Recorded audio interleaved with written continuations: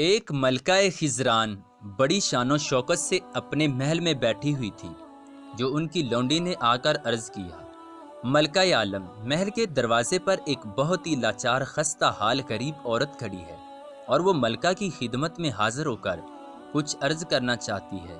ملکہ نے کہا، کون ہے؟ اور اس عورت کا حسب نسب پوچھ لو اور یہ بھی معلوم کرو کہ اس کو کس چیز کی ضرورت ہے۔ لونڈی نے باہر آ کر اس غریب عورت سے پوچھا۔ اس نے اپنا نام، نسب، خاندان کا پتہ سب کچھ بتا دیا، لیکن اس نے یہ نہیں بتایا کہ ملکہ سے کیوں ملنا چاہتی ہے۔ اس کا بس ایک ہی جواب تھا، جو کہنا چاہتی ہے وہ ملکہ سے زبان ہی میں کہنا چاہتی ہے۔ لونڈی نے ادھر آ کر اس عورت کا جواب ملکہ کو سنایا تو وہ بہت حیران ہوئی۔ اس وقت حضرت عبداللہ بن عباس رضی اللہ تعالیٰ عنہ کی پڑپوتی زینب بنت سلیمان بھی ان کے پاس بیٹھی ہوئی تھی۔ وہ بنو عباس کی خواتین میں بہت ہی دنا تسلیم کی جاتی تھی۔ ملکہ نے ان سے مشورہ کیا کہ اس عورت کو اندر آنے کی اجازت دوں یا ملنے سے انکار کر دوں۔ انہوں نے فرمایا، ضرور بلواؤ، دیکھیں تو صحیح کیا چاہتی ہے۔ چنانچہ ملکہ نے لونڈی کو حکم دیا کہ اس کو اندر آنے کی اجازت دے دو۔ چنانچہ تھوڑی دیر میں ایک پھٹے پرانے کپڑوں میں ایک انتہائی شکست حال عورت کھڑی ہے۔ اس کی حالت سے معلوم ہوتا تھا کہ کوئی شریف زادی ہے، لیکن میلے کچیلے بسیدہ کپڑوں نے اس کی حالت گداگروں جیسی کر دی تھی۔ عورت ملکہ کو دیکھ کر پہلے تو گھبرائی، پھر فوراً ہی جرأت کر کے ملکہ کو سلام کیا اور کہنے لگی، اے ملکہ، میں مروان بن محمد کی بیٹی مزنہ ہوں، جو خاندان بنو امیہ کا آخری تاجدار تھا۔ جو ہی اس کے منہ سے یہ بات نکلی تو ملکہ خزران کا چہرہ فرت غضب سے سرخ ہو گیا اور اس نے اکڑ کر کہا، اے بدبخت عورت، تجھ کو یہ جرأت کیسے ہوئی کہ تو اس محل کے اندر قدم رکھے؟ کیا تو نہیں جانتی تیرے خاندانوں نے عباسیوں پر کیسے ظلم ڈھائے؟ اے سنگ دل عورت، کیا تو وہ دن بھول گئی کہ جب بنو عباس کی بوڑھی عورتیں تیرے پاس التجا لے کر گئی تھی کہ تو اپنے باپ سے سفارش کر کے میرے شوہر مہدی کے چچا امام محمد بن ابراہیم کی لاش دفن کرنے کی اجازت لے دیں؟ کم بخت عورت، خدا تجھے غرق کرے، تو نے معزز اور مظلوم عورتوں پر ترس کھانے کی بجائے انہیں ذلیل کر کے محل سے نکلوا دیا تھا۔ کیا یہ تیری حرکت انسانیت کی توہین نہیں تھی؟ مانا کہ آپس میں دشمنی تھی، لیکن پھر بھی ایک بے بس اور لاچار دشمن کے ساتھ ایسا سلوک جائز نہ تھا۔ خدا کا شکر ہے کہ اس نے تجھ سے حکومت چھین لی اور تمہیں ذلیل کیا۔ مزنہ خریت اسی میں ہے کہ تم فوراً واپس چلی جاؤ۔ چنانچہ ملکہ کی یہ باتیں سن کر مزنہ بالکل مغروب نہ ہوئی، بلکہ اس نے زوردار کہکا لگایا اور بولی، بہن، اپنے آپ سے باہر نہ ہو۔ جو کچھ میں نے کیا خدا سے اس کی سزا پا لی ہے۔ اس نے ہی تو مجھے آپ کے سامنے لا کر کھڑا کر دیا ہے۔ کیا تمہیں معلوم نہیں، میں کسی وقت آپ سے زیادہ شوخ اور مغرور تھی۔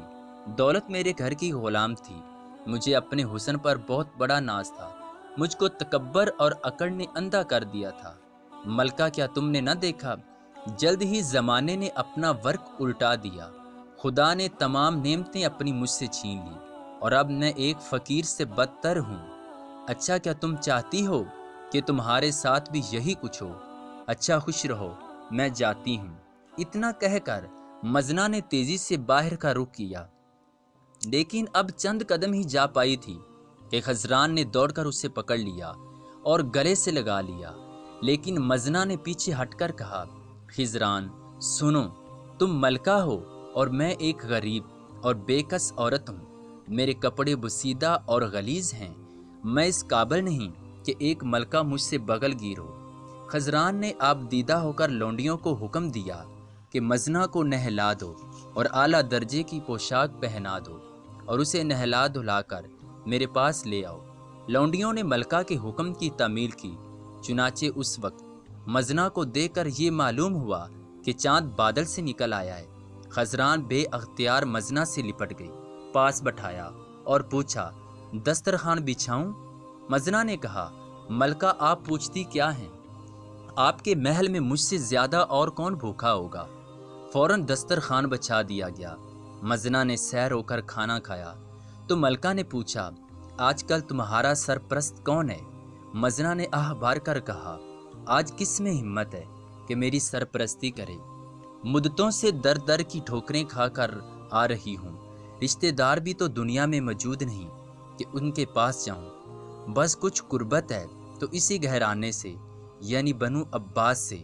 خضران نے فوراً کہا، مزنہ پریشان مت ہو، آج سے تم میری بہن ہو، میرے بہت سے محل ہیں، تم ان میں سے ایک محل پسند کر لو اور یہیں رہو، جب تک میں جیتی ہوں تمہاری ہر ضرورت پوری کروں گی۔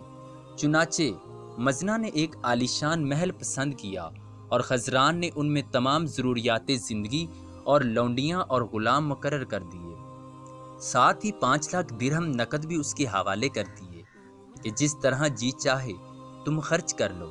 شام کا خلیفہ مہدی حرم نے آیا اور دن بھر کے حالات پوچھنے لگا تو ملکہ خضران نے آج کا واقعہ تفصیل سے سنانا شروع کر دیا۔